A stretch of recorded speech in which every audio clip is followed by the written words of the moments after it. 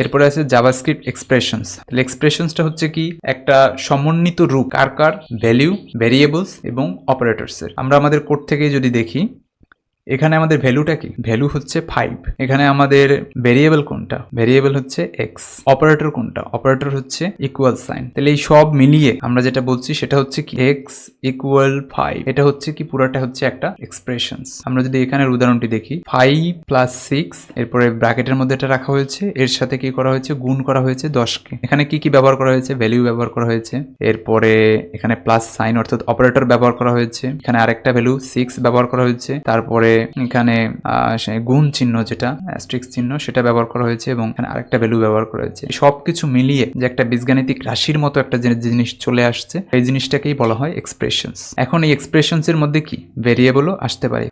আমি এখানে একটা ভেরিয়েবল নিয়ে নিয়েছি এক্স ইজ ইকুয়াল টু 5। তো এই ভেরিয়েবল নেওয়ার পরে আমি এটুকু কেটে দিচ্ছি।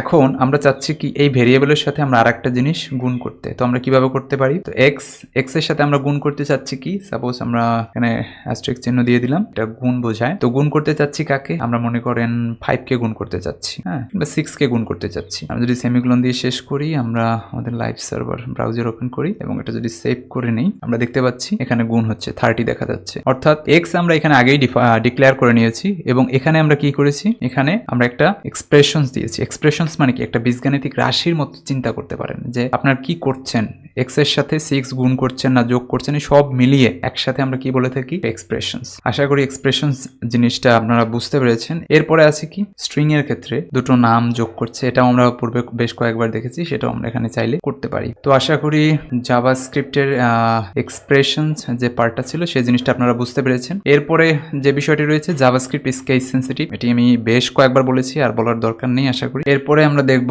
জাভাস্ক্রিপ্ট আন্ডারস্কোর এবং জাভাস্ক্রিপ্ট অ্যান্ড ক্যামেল কেস, দুটো একসাথেই দেখব। তো জাভাস্ক্রিপ্ট অ্যান্ড ক্যামেল কেস আসলে কি, আমরা যদি এখান থেকে একটু পড়ি যে historically programmers have use different ways of joining multiple words into one variable name. Hyphens, first name, এখানে একটা মাঝখানে হাইপেন দিয়ে যুক্ত করা হয়েছে লাস্ট নেম, এরপরে মাস্টার কার্ড, ইউনিভার্সিটি, মাঝখানে একটি হাইপেন দিয়ে যুক্ত করা হয়েছে। তো পূর্বে programmers have used different ways of joining multiple words into one variable name. তো হাইপেন্স আর not allowed in JavaScript, they are reserved for subtractions. আমরা এখন যদি চাই যে আমরা জাভাস্ক্রিপ্টের মধ্যে হাইপেন ব্যবহার করতে, তাহলে আমরা সেটা করতে পারবো না। তাহলে আমরা কি ব্যবহার করব?